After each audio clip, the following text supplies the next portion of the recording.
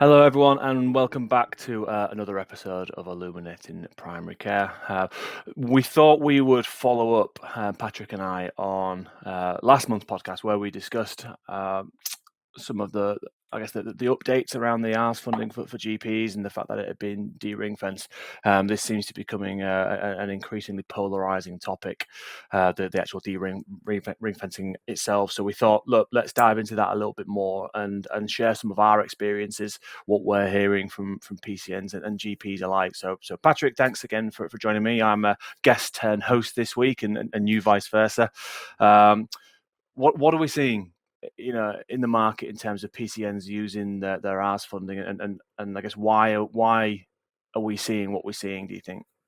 It's an interesting one, isn't it? And I think we're quite uniquely placed to answer this question because we are dealing with so many practices at any given time. So hopefully have quite a wide view and balanced view on what the market is actually doing, and especially given that we cover different geographies as well.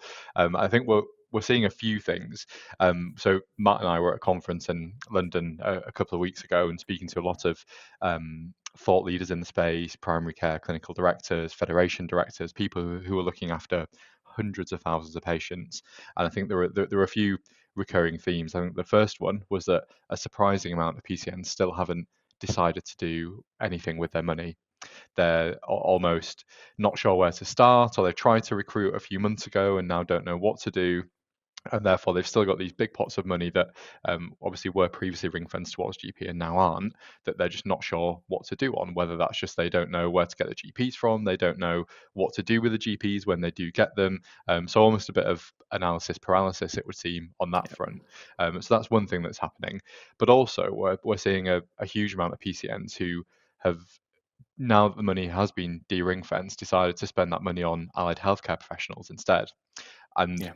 we, when the funding came out, didn't think that this was going to happen, and instead thought it might go the other way, where PCNs would maybe move on some of their other staff that weren't quite working in allied healthcare capacity and instead get more GP cover in.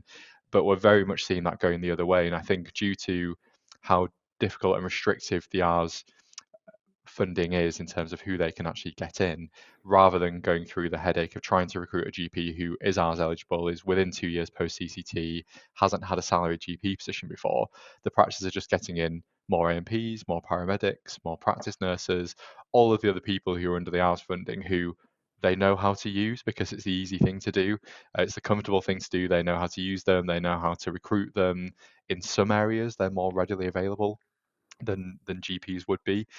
So I think overall, it's probably de-ring fencing has had perhaps a negative effect. I don't know if you've seen the same, Matt, and if you've Yeah. found any impacts on the job market as such. Yeah. I mean, we'll come on to the job market, like to further some of those points. I think practices and PCNs, I think, are going with what they know. They're not quite sure, like you say, what to use these GPs for or how to allocate it. And we've had, many case studies where PCNs are not able to get a substantive enough GP or enough GPs, if it's more than one, to give each practice 4 sessions, for example. So they're looking at 2 sessions here, a session there, and trying to do it on allocation, and it's just so disjointed that they're thinking, oh, we'll just recruit a couple more pharmacists instead. We know how to use those, we know how to deploy those. But the problem is, the more you load up on those allied health professionals, the more oversight that they need, which means there is now more supervision required from the GPs that you do have, which puts an increased burden on them. So you're taking away work by creating more of it, and you're going to find yourself in a similar situation. And whilst access is going to be good, the underlying issues that are affecting general practice are going to be the same, and that is GPs are overworked and there's not enough of them. So yeah, it's a little bit worrying out there at the moment.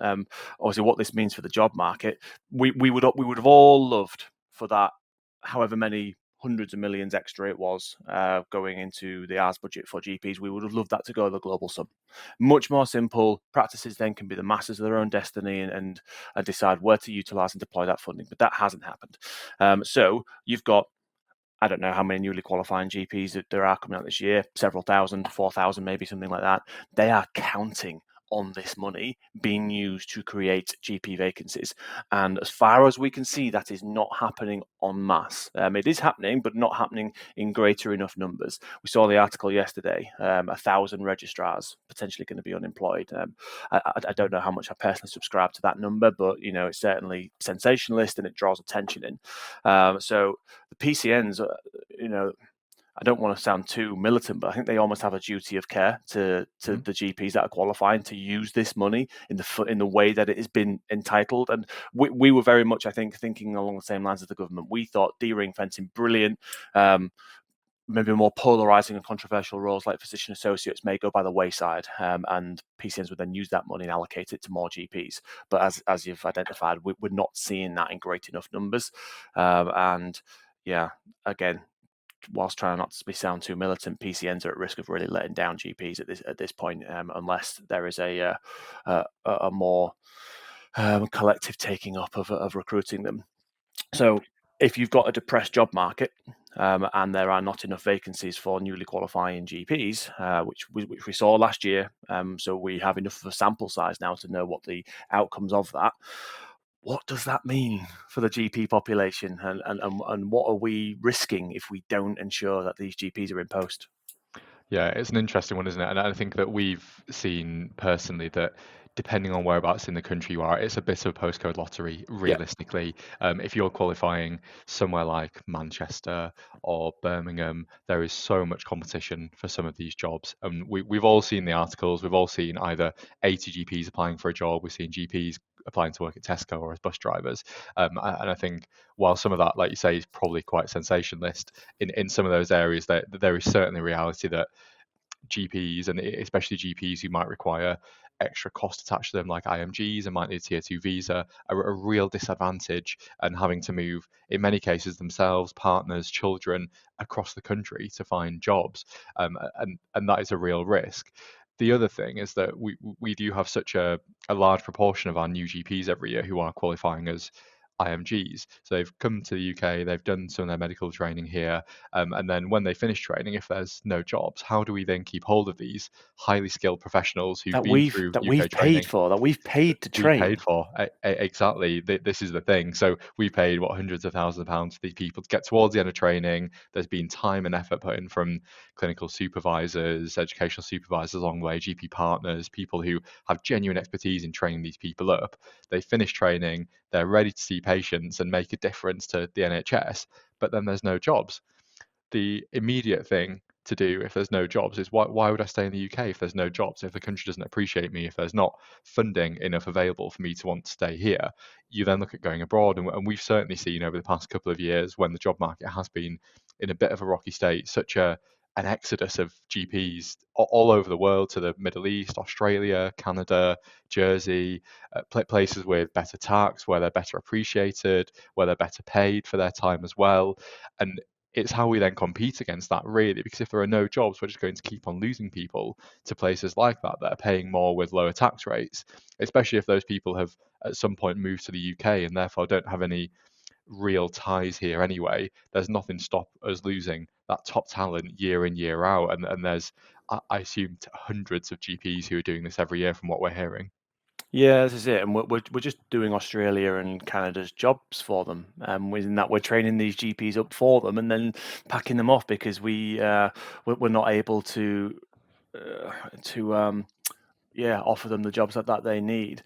And where we're going to find ourselves in the years to come is where we found ourselves several years ago, in that we had a crippling shortage of GPs. There was a real dire need to train more of them. We then had the Conservatives lauding the number of GPs that were now going to be trained in record numbers, however long it was, 3-4 years ago, something like that. They were really, really bragging about, we've got all these many GPs coming in. And then on the back end of it, we're losing them all. So we're going to be in the same position that we are, and we're back at square one. And history is destined to repeat itself, and we're going to find the same market. The outcome of that is that practices are going to find it much harder to recruit. They are therefore going to be more reliant on locums. Locums are then going to be able to up their their rates as it gets more competitive. Practices then fall into financial difficulty, and we find ourselves exactly where we were 2 years ago, where there's not enough money in general practice for varying reasons. I feel this is a self-inflicted issue. Not general practice's self-inflicted issue, but by the funding situation, and then the government is having to rectify that by looking at new funding models like this ARRS GP funding. This was a sticking plaster because of a very dire funding situation that the new government inherited. So we are going to waste this opportunity to use this funding, and then in 3 to 4 years' time, we're going to find ourselves in the same position and be needing another sticking plaster. So obviously, we don't work in general practice; we work with general practice. But I think we can certainly empathise with the frustrations that a lot of partners, practice managers, and even more senior leaders must feel that so many of these issues are preventable.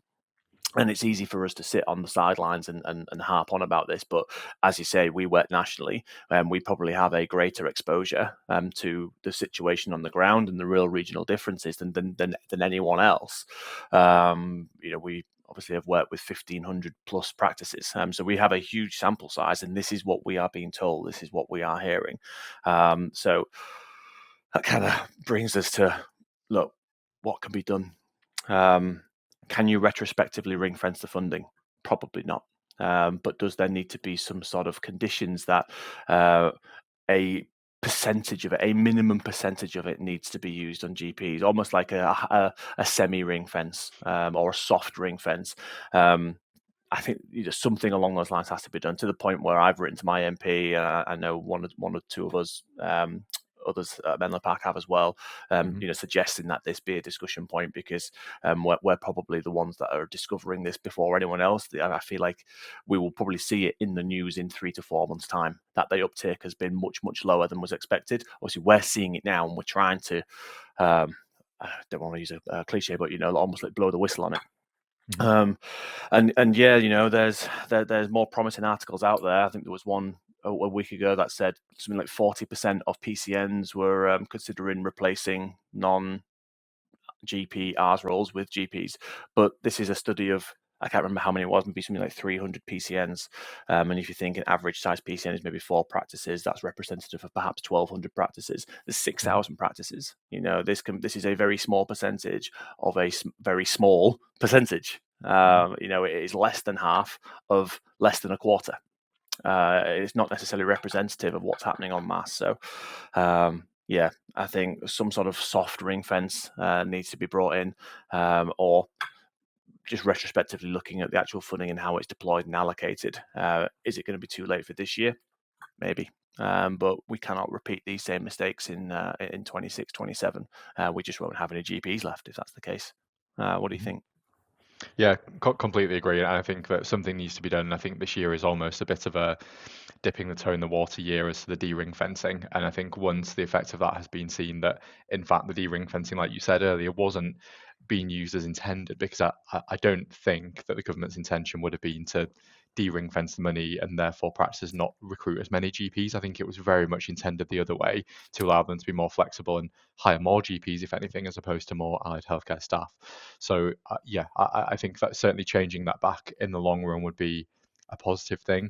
And also, I guess that will also help just change the bit of a stigma around the PCN roles as well, that we found from some new GPs, that they've all heard horror stories of low salaries and high workloads and being shared over 6 sites. And in reality, it doesn't have to be the case. And there are much better ways of utilising that GP workforce, keeping people employed locally for the local area, the local population, longer term, which then eventually will help avoid health inequalities in the bigger cities, where all the new GPs have moved out because there were no jobs in time as well. Yeah, I think the PCNs at that ground level have to be consulted as well. I think that there has to be a polling, perhaps, of opinion. This may very well have happened. I'd be surprised if it did, given what we're actually seeing now. But I think making decisions unilaterally for so many I don't know how many PCNs there are, 1,500, 2,000, something like that. Making decisions unilaterally for all of those without getting a consensus of the best way forward is a really risky game. And don't get me wrong, as we said, we thought the same as what we think the government thought, in that this is a really good idea, we're now going to actually get loads of GPs in. And I commend them for thinking in that way and trying to be progressive. But if you've done that without consulting the actual people who are going to use this funding, you risk falling into this trap, which we feel that they've now set themselves, in that it's not being used as they intended. So I think there needs to be, as a minimum, probably a halfway point consultation. So that would be October, where they say, look, how are you using this funding? You have, in theory, this amount available for GPs. How much of it is being used for GPs? Have you used any more?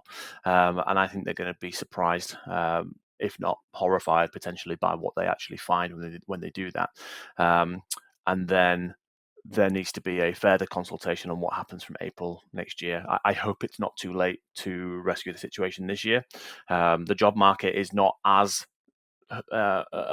worrying as it was last year. There's been signs of improvement, but we are coming up to a pivotal time when you're going to have these August qualifiers, and at the moment there simply isn't enough jobs for them all. So we will see. But we will leave it there. Until the next episode, we thank you for joining us, and we hope to see you all again soon. Patrick, thank you. Thank you very much.